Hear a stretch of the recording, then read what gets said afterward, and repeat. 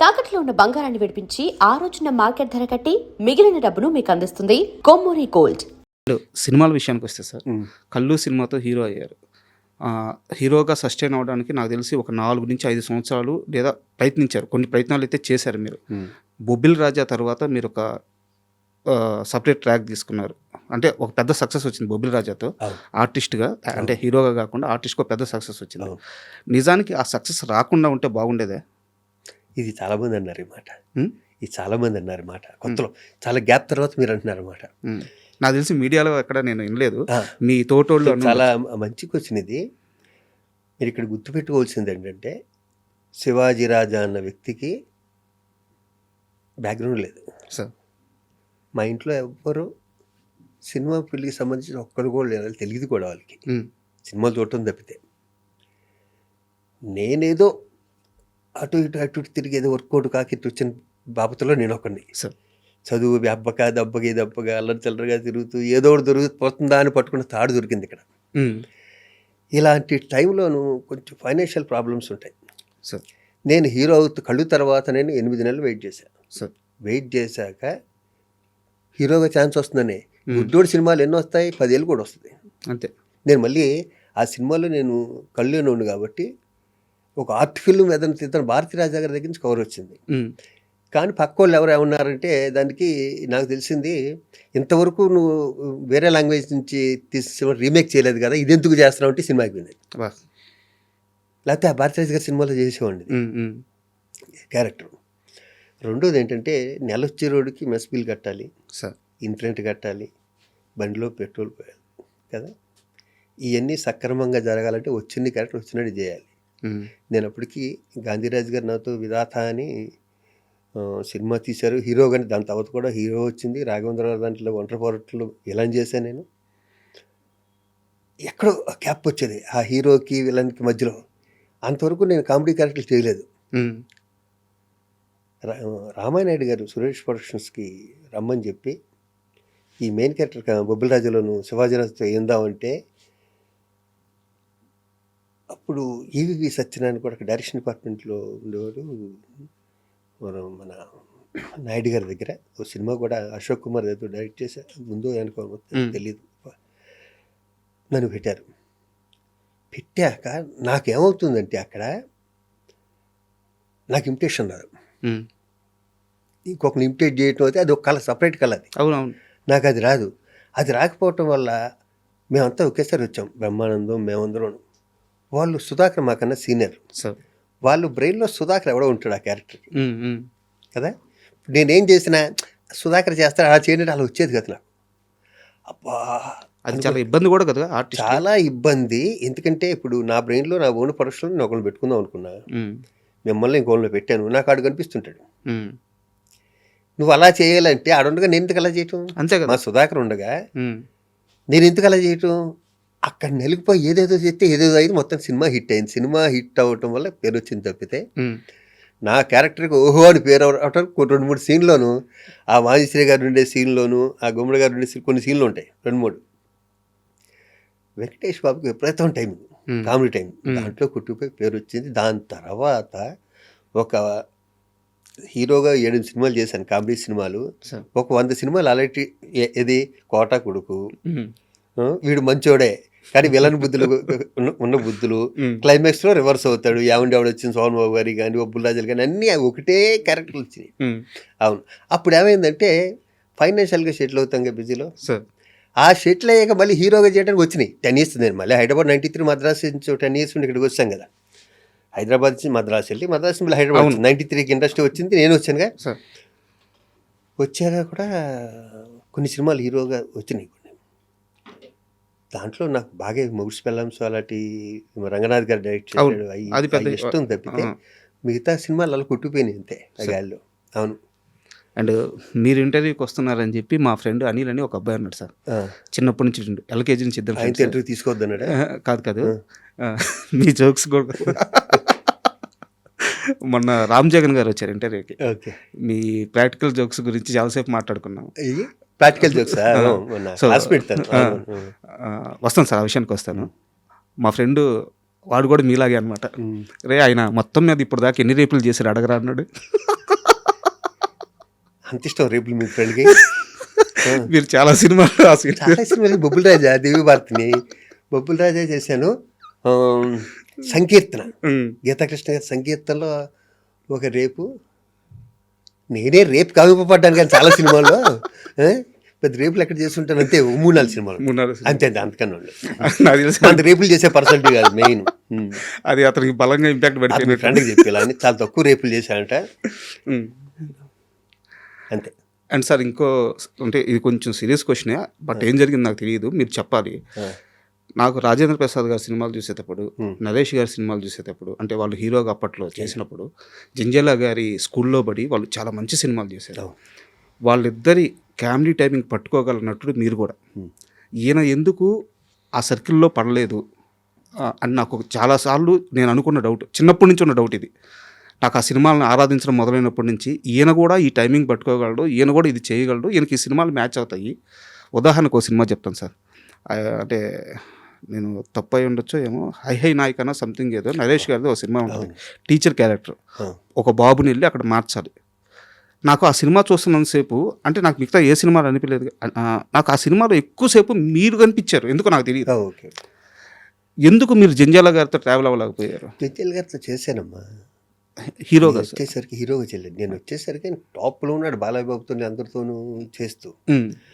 వీళ్ళిద్దరూ మీరు చెప్పిన వాళ్ళు ఇద్దరు అద్భుతమైన ఆర్టిస్టులు, మా నరేష్ కానీ మన రాజేంద్ర ప్రసాద్ గారు కానీ. మీ నరేషనా కదా, మీ నరేషనా? దాంట్లో డౌట్ ఉంది. సరే మాట్లాడు. అసోసియేషన్ ద్వారా గొడవ ఉండొచ్చు, పర్సనల్ గాను ప్రొఫెషనల్ గాను మాత్రం మా ఇద్దరి మధ్యన గొడవ. ఓకే. అసోసియేషన్గా చాలా గొడవలు ఉండొచ్చు, అవును.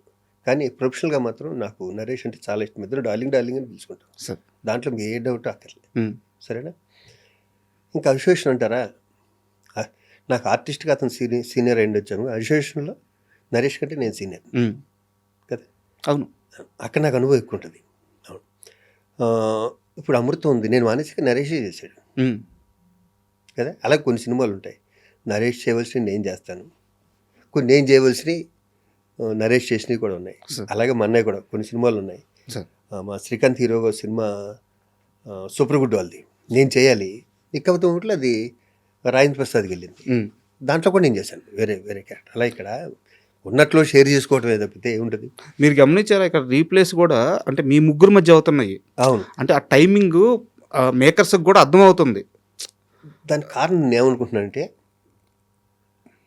మేము ముగ్గురు నవ్వించగలరు, మేము ముగ్గురు కళ్ళనీళ్ళంటే పెట్టించగలరు. కరెక్ట్ కదా. అందరు కమెడియన్స్ చేయలేరు, చాలా తక్కువ మంది, 50% కమెడియన్స్ మాత్రం చేయగలరు. ఇటు నవ్వించటం, అటు అవసరమైతే సెంటిమెంట్ పండించడం, మా ముగ్గురులోనే ఉండొచ్చు అది. అవును. శ్రీహరి గారు కానీ, దాసరి నారాయణరావు గారు కానీ, కోట గారు కానీ, ఇట్లా కొంతమంది ఆర్టిస్టులు చాలా పెద్దవాళ్ళు ఉన్నారు. వాళ్ళందరూ కూడా చనిపోయే ముందు అది పనిగా గుర్తుపెట్టుకొని ఫోన్ చేసి శివాజీ ఒకసారి వచ్చి కనిపివా, శివాజీ రాలేదేంటి, వాళ్ళ చివరి రోజుల్లో ఎక్కువ కలవరిచ్చింది మిమ్మల్ని. అంటే కరెక్టేనా నేను అడిగేది? కరెక్ట్. ఎందుకు అంటే చివరి రోజుల్లో మీరే ఎందుకు గుర్తొచ్చారు వాళ్ళందరికీ? మీరు చెప్పింది నిజం తెలుసా, మీరు చెప్పిన ముగ్గురు గురువుగారు పెద్ద ఆయన, నాలాంటి వాళ్ళు ఎంతమంది చూస్తుంటాడు, ఆయన ఎన్ని చూస్తుంటాడు జీవితంలో. ఇండస్ట్రీ అంతా ఆయన చుట్టే కదా, ఇండస్ట్రీ అంతా. ఆయన మాత్రం నన్ను హాస్పిటల్ పిలిపించుకున్నాడు శివాజీ. నేను కూడా ఉట్టిగా వెళ్ళేవాడు కాదు, ఆయన ఏదో ఎంటర్ చేసి నన్ను నవ్వించాలి. ఎందుకంటే చాలాసార్లు అద్దంలో చూసి వచ్చేవాడిని నేను. ఆయనకి నాకు కూడా పెద్దగా ఇది ఉండేది కదా, రిలేషన్ ఉండేది కదా. ఉంది సార్, క్వశ్చన్ ఉంది అడుగుతాను. లాస్ట్ మూమెంట్లో ఎందుకో వాళ్ళు వచ్చాడు, శివాజీ వచ్చాడు ఈరోజు, రాజుని పిలవని రావు సారి అని ఆయన దగ్గర ఒక ఆయన ఉంటాడు. నేను కూడా ఆయనకే ఫోన్ చేసి వెళ్ళేవాడిని, ఒక 5 నిమిషాలు చూసి వెళ్ళిపోవాలంటే. పడుకున్నారంటే ఏం పర్లేదు, ఏముంది, నేను రామోజీ ఫిలిం సిటీకి వెళ్తున్న రూట్ అదే అని చెప్పి ఈ రూట్ వెళ్తూ చూస్తే అద్దంలో పడుకుని అద్దంలోంచి హాస్పిటల్కి వెళ్ళి అలా చూసుకుంటూ వెళ్ళిపోయేవాడిని. తర్వాత రావచ్చు కదరా శివాజీ ఒకసారి అంటే, నేను ఊరికే వెళ్ళకుండా కొంతమంది మా నాయుడాలు కొంతమంది ఆర్టిస్టులను తీసుకెళ్ళి, ఒకప్పుడు నేను సెక్రటరీ గారు ఇదే ఉన్నా స్కూటర్స్ ఇప్పించాను ఆయన చేతుల మీదుగా. చిన్నపిల్లోడు దాసనారాయణరావు గారు, చిన్నపిల్లోడు అంటే చిన్నపిల్లోడు అనమాట. ఈ మాట అనటానికి నా స్థాయి సరిపోకపోయినా నేను గర్వంగా చెప్తా, అంత మంచి చిన్నపిల్లోడిని ఎక్కడ చూడు. అవును, ఈ రోజుకి రీప్లేస్మెంట్ వచ్చిందా ఇండస్ట్రీలో? ఎవరికైనా ఏదైనా ప్రాబ్లం వస్తే సాల్వ్ చేసే టక్కని అన్నది ఎవరికైనా దాసనారాయణ గుర్తు రావాల్సిందే కంపల్సరీ. ఆయన ఉన్నప్పుడు నా అలాంటి తెలియలేదు, అది కొన్ని విషయాలు. తర్వాత ఇంకా బాగా ప్రతిరోజు ఇంకా ఆయన దగ్గరికి వెళ్ళి హాస్పిటల్ దగ్గరికి వెళ్ళి కూర్చుని, లేకపోతే అద్దం బయట ఉండి లోపల ఆయనకి డ్రెస్సింగో లేకపోతే ఇంకోటి చేస్తుండే అద్దం దగ్గర ఉండి ఇట్టించి అనేవాడిని. ఇలా అనేవాడు ఇలాగ. అలాగే శ్రీహరి సార్. మా ఇద్దరిది ఇండస్ట్రీ రాకముందు నుంచి బాలానగర్లో పరిచయం. మేము ఇద్దరం ఇండస్ట్రీకి వస్తామని అనుకోలేదు. సార్. మేము ఇద్దరం విచిత్రంగా ఒకేసారి ఆర్టిస్టులు అయ్యాం. మద్రాసులో కూడా కలిసేవాళ్ళం బాగాను. దాని తర్వాత ఇక్కడ కూడా ఇల్లు దగ్గర ఇల్లు. అవును. ఇక్కడ కూడా దగ్గర ఇల్లు. వాడు ఇప్పుడు శాంతిని తీసుకొచ్చి మా ఇంటికి వచ్చేవాడు శ్రీహరి. నేను ఎప్పుడైనా సరదాగా అప్పుడప్పుడు తన దగ్గరికి వెళ్తుండేవాడిని. ఇది జరగటానికి ముందు మాత్రం వాడు ఫోన్ చేశాడు. శ్రీహరి ఫోన్ చేసి, బాబా రారా ఒకసారి అన్నాడు. అవును. వెళ్ళి తన దగ్గర కూర్చున్నాను, ఒళ్ళో కూర్చోబెట్టుకుని హక్ చేసుకుని చెప్పాడు. 2 నిమిషాలు అయ్యాను. అంటే ఒక మానవత్వం ఉన్న మనుషుల్లో ఉండే ఒక గమ్మత్తైనది ఉంటుంది, తేజస్సు. అది నేను శ్రీహరి దగ్గర చూశాను. సార్. వాడు ఎంతోమందికి అమ్మ హెల్ప్ చేసింది. అలాంటి వాళ్ళకి ఎంతోమందికి ఇన్స్పిరేషన్ శ్రీహరి. అది బంగారం. ఇంకా కోట వారానికి ఒకసారి ఫోన్ చేస్తాడు. ఎరా రావు, ఏం చేస్తున్నావు? అదే ఫిలిం నైట్ క్లబ్కి వెళ్తున్నాను. క్లబ్ కింద కదరా ఇల్లు, ఒకసారి ఇటు వచ్చిపోవచ్చు కదా, నువ్వు వస్తే నువ్వు వదలవు, ఓ గంట వేసుకుంటావు పట్టుకుని అంటాడు. సార్ రారా చూడండి అంటాడు. తనతో కూడా అంతే. ఇంకా తన దగ్గర ఉన్నా కూడా ఏదో ఒకటి అన్నా కూడా భరించి తన దగ్గరలో పావు గంట కూర్చుని కాఫీ తాగి వచ్చామండి. అలాగే కొంతమంది ఆర్టిస్టులు ఉంటారు. వాళ్ళు ఏమండి మమ్మల్ని కోటగారికి పరిచయం చేయరా అంటారు. సపోజు సరిపోదా సినిమాలో షూటింగ్ జరుగుతుంటే మధుని ఇంకొకరు ఇద్దరు, సార్ మమ్మల్ని కోటగారికి పరిచయం చేయాలంటే కోట ఫోన్ చేసి, బాబాయ్ సాయంత్రం ఇంటికి వస్తాను, ప్రామిస్, రేపు ముందే చెప్తాను, కాఫీ పెట్టుంచుతాను, నువ్వు తాగలేదనుకో నువ్వు ఎన్ని రోజులు తాగుతుంటే మళ్ళీ అదే కాఫీ ఇస్తా అనేవాడు. తాగరా మీరు పెట్టినాక? టైంకి వస్తానా రాను అని. తన ఉద్దేశం అంటే ఎప్పుడు తను ఫోన్ చేసి రమ్మంటాడు. నేను ఫోన్ చేశాను, నువ్వంటే చాలా ఇష్టపడే 2 వ్యక్తులు ఉన్నారు, సరదాకి చెప్పి నీ దగ్గర కూర్చుంటారంట అని తీసుకెళ్ళా. ఎంటర్ అయిన దగ్గర నుంచి ఒక ½ an hour తర్వాత వాళ్ళిద్దరికి చెవటలు పెట్టినాయి. నీలాగా వాళ్ళిద్దరికి గడ్డలు ఉంటాయి. మా వాడికి గడ్డ అంటే ఇష్టం ఉంటుంది. అవును.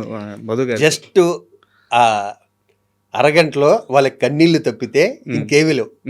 అవును. బయటకు వచ్చాక అయ్యో అలా తిట్టారేంటండి అన్న. నేను చెప్పాను కదా నీకు ముందేను, కోట వద్దు కోట, తిట్టకోట, నువ్వు అంటే ఇష్టం, ఉండరా నువ్వు ఈ గడ్డం పెడితే ఫేస్ ఇంతే కనిపిస్తుంది. ఎక్స్ప్రెషన్ ఆర్టిస్టులు కదా, వీళ్ళు ఎక్స్ప్రెషన్ కనిపించద్దు, ఇంత ఫేస్లు ఏంటి వీళ్ళు. ఉంటే మిమ్మల్ని కూడా తీసుకెళ్ళామండి, సరదా దిగిపోయింది. అంటే ఆర్టిస్ట్ అన్నారు ఇందాక, మీరు నేర్చుకోవడం అని అన్నారే, నేను కోట దగ్గర నేర్చుకున్నా ఇంప్రూవేషన్ చేయటం అన్నది. ఇందాక అన్నారే ఎదుగుదల అని. ఎదుగుదల అంటే జగ్గయ్య గారితో చేసా, గుమ్మడి గారితో చేసా, వీళ్ళందరితో చేసాం కదండి. ఎక్కడో అబ్జర్వ్ చేస్తాం. ఇక్కడ నాగేశ్వర గారితో చేసాం, కృష్ణ గారితో పోలీసు సినిమాలు చేసాం కదా, సౌండ్ గారితో. వాళ్ళు ఓన్లీ అబ్జర్వ్ చేయటమే. ఆ ప్రశ్నకి సరైన అంటే నేను సాటిస్ఫై అయ్యే సమాధానం ఇప్పుడు దొరికింది సార్. అది మీరు ఇందాక అడిగారు కదా, వీళ్ళని చూసిన ఇన్స్టిట్యూట్లో నాకు ఎంత నేర్పిస్తారు. అవును, అన్నీ ఇన్స్టిట్యూట్లో ఒక యాక్టింగే కాదు, నా బ్యాచ్లో ఇది నేర్చుకోవడానికి లేదు అన్నది లేదు. మా వ్యూమర్స్ ఉన్నారు సార్, ఇది నేర్చుకోవడానికి అన్నీ నేర్పించారు. కారు డ్రైవింగ్ దగ్గర నుంచి స్విమ్మింగ్ దగ్గర నుంచి కర్రసాము, కత్తిసాము, కరాటే, బాక్సింగ్, జిమ్ము, ప్రతిదీ. ఒళ్ళు హోనం అయిపోయేది. మేము 23 మంది అయితే లాస్ట్ 16 మంది మిగిలారు. అంత కష్టపడ్డాం. ఈ 40 ఏళ్ళు ఉండటానికి ఇన్స్టిట్యూట్ పునాది కూడా మా మస్తుండాన్ని కూడా ఇప్పుడు గుర్తు చేసుకుంటాం. మా దేవదాస్ కనకాలు కానీ, లక్ష్మి కానీ, వీళ్ళందరినీ. అవును సార్, ఇప్పుడు ముగ్గురు గురించి మనం మాట్లాడుకున్నాం కదా, వీళ్ళ ముగ్గురితో మీకు ఒక సందర్భం ఉంది, ఆ సందర్భాల గురించి మాట్లాడుకున్నాము. అయితే దానికన్నా ముందు ఒక క్వశ్చన్ ఉంది సార్. ఇప్పుడు మీరు ఒక మాట అన్నారు, నేను సాయం చేయాలంటే నా ఇంటికి గేటు ఎప్పుడు తెలిసి ఉంటుంది, లోపలికి వచ్చి నన్ను కలవచ్చు అని చెప్పేసి. మీరు ఇందాక ఒక మాట అన్నారు, దాసన్ నారాయణరావు గారు లాగా ఎవరన్నా చేయగలిగితే అసలు అసాధ్యం, రీప్లేస్మెంట్ జరగలేదు ఇప్పుడు దాకా అని చెప్పన్నారు. ఇదంతా ఎందుకు జరిగింది సార్? యాక్సెసిబిలిటీ. నీడున్న మనిషికి మీరు అంత యాక్సెసిబిలిటీ ఉన్నారన్నమాట. అయితే ఇక్కడ నా క్వశ్చన్ ఏంటంటే, గతంలో మీరు మాట్లాడుతూ ఇండస్ట్రీ పెద్ద చిరంజీవి గారు ఆ స్థానాన్ని భర్తీ చేశారు, ఆయన ఆదుకుంటున్నారు అని చెప్పి అన్నారు. 100% కరెక్ట్. బట్ చిరంజీవి లాంటి వ్యక్తికి చిన్న నీడున్న వాళ్ళు కలవలేరు కదా సార్. సో ఆ యాక్సెసిబిలిటీ ఉండే, ఆ స్టార్డమ్ ఉండి, ఆ ఆరా ఉండి, ఒక దాసరి నారాయణరావు లాంటి మనిషిని ఇండస్ట్రీ ఎందుకు మళ్ళీ క్రియేట్ చేసుకోలేకపోయింది? మెగాస్టార్ చిరంజీవి గారే ఆయన చేయట్లేదు అనుకుంటున్నారు మీరు? ఆయన కరోనా ఆయన చేసే గొప్ప పనులన్నీ నాకు తెలుస్తా కదండి. అసలు ఆయన్ని వేలెత్తి చూపించే అర్హత ఎవరికీ లేదు. ఆయన చేసే గొప్ప పనులన్నీ నాకు తెలుసు. నేను అనేది యాక్సెసిబిలిటీ సార్. చిరంజీవి గారు దొరకరు కదా. అంటే దాసరి నారాయణరావు గారి దగ్గరికి వెళ్ళినంత ఈజీగా చిరంజీవి గారి దగ్గర అది కదా. ఇక్కడ ఒకటి ఉంది సార్. అదే చిరంజీవి గారు నాకు ఫోన్ చేసి హనుమంతరావు కష్టాల్లో ఉన్నాడు, పొట్టి వీరయ్య కష్టాల్లో ఉన్నాడు, సూర్య గారు మా తల్లి ఆవిడ టీవీలో చూసి ఆయనతో చెప్తే ఆయన అత్వాలు టీవీ చూడాల్సిన పర్లేదు, ఆయన 24 hours బిజీగా ఉంటాడు ఆయన చిరంజీవి గారు. ఆవిడ చూసి చిరంజీవి గారితో చెప్తే నన్ను పిలిచి ఇంటికి పిలిచి శివాజీ ఈ 2 లక్షలు పొట్టి వీరయ్యకి ఇచ్చాయి, ఈ 2 లక్షలు హనుమంతరావుకి ఏదో హాస్పిటల్లో ఉన్నాడంట, ఇవి 1 లక్ష రూపాయలు వాళ్ళకి. ఆయనే ఇవ్వక్కర్లేదు కదా, ఆయన డబ్బే కదా మా చేతితో తీసుకెళ్ళి ఇచ్చింది. అంతే కదా కదా. అంటే ఆయన కలవటం కష్టం అనుకున్నా కూడా ఆయన ఇండస్ట్రీని 24 క్రాఫ్ట్స్ని అబ్జర్వ్ చేస్తున్నాడు అన్న దాని గురించి చెప్పాను. కరెక్ట్. అంటే దీనికోసం అడిగింది. నేను తమ్మారెడ్డి గారిని ఇంటర్వ్యూ చేశాను. తమ్మారెడ్డి గారిని ఇదే క్వశ్చన్ అడిగాను. చిరంజీవి గారు సహాయం చేయడానికి రెడీగా ఉన్నారు, ఆయన చెయ్యి ఎప్పుడు సహాయం చేయడానికి రెడీగా ఉంటుంది. ఆయన చుట్టూ మీలాంటి వాళ్ళు ఎవరైనా ఒక 3-4 ఉండి అన్ని విధాల ఇండస్ట్రీస్ తరపు నుంచి యాక్సెస్ ఉండి సమస్యలు ఆయన దగ్గరికి అన్ని తీసుకెళ్ళగలిగితే దాసర్ గారి స్థానం భర్తీ అయిపోయింది కదా. ఎందుకు అది జరగట్లేదు? ఎందుకు ఆ టీం ఫామ్ అవ్వట్లేదు? మరి ఆయన హెల్ప్ చేస్తూనే ఉన్నాడు. చిరంజీవి గారింటికి దాసన్ గారింటికి వెళ్ళినట్టు చిరంజీవి గారింటికి వెళ్ళటం అంటే చాలా కష్టం. మన ఆ విషయం తప్పట్టడానికి లేదు. దాసన్ గారు ఫస్ట్ నుంచి అలాగే ఉన్నాడు ఆయన, మద్రాసు నుంచి అలాగే ఉన్నాడు ఆయన. అసలు అదొక ఎరా అది కదా. చిరంజీవి గారి దగ్గర ఇప్పుడు ప్రతి వాళ్ళు వెళ్ళాలంటే ఆయనకున్న దీనికి కష్టం. అది ఫస్ట్ నుంచి అలవాటు అవడంతో ఉంటుంది. దానికుండా అంత స్టార్డమ్ ఉన్న వ్యక్తిని కలవటం కానీ ఆయన చేయటం మంటలేదుగా. అవును. మనకు కావాల్సింది ఏంటి, ఆయన కలిసాడా లేదా అన్నది కాదు, ఆయన ద్వారా మనం హెల్ప్ పొందామా లేదా అన్నది కావాలి అంతే. అవును. దాంట్లో ఎక్కడ మీకు చిన్నది కూడా తేడా ఉండదు చిరంజీవి గారి విషయంలో. అయ్యో మేమేంటి రాస్తున్నాం సార్ మా చేతులతో, ఆయన వాళ్ళకి సహాయం వీళ్ళకి సహాయం 12 చేతులతో ఇచ్చాను అంటున్నారు చెక్కులు. అవును, మీరు ప్రత్యక్ష సాక్షి. అవును, సూపర్. అండ్ చిరంజీవి గారికి సంబంధించింది ఇంకో ప్రశ్న ఉంది సార్. ప్లీజ్. మీరు చిన్నప్పటి నుంచి చిరంజీవి గారిని ఇన్స్పిరేషన్గా తీసుకొని ఇండస్ట్రీలోకి వచ్చాను అని చెప్పి చాలాసార్లు చెప్పారు. ఈ రోజు ఇక్కడ కూర్చున్న ఈ క్షణం వరకు కూడా ఆయనే చెప్పారు. ఏ రోజు కూడా మీరు ఈ మాట మార్చలేదు, వేరే మాట చెప్పలేదు. చెప్పను కూడా. అయితే మీరు చిరంజీవి గారితో అసలు సినిమాలే చేయలేదు. వెయిట్ నా క్వశ్చన్ కంప్లీట్ మాట్లాడుకుందాం. మీరు చిరంజీవి గారితో అసలు సినిమానే చేయలేదు, కానీ మీరు ఎక్కువ సినిమాలు చేసింది బాలకృష్ణ గారితో.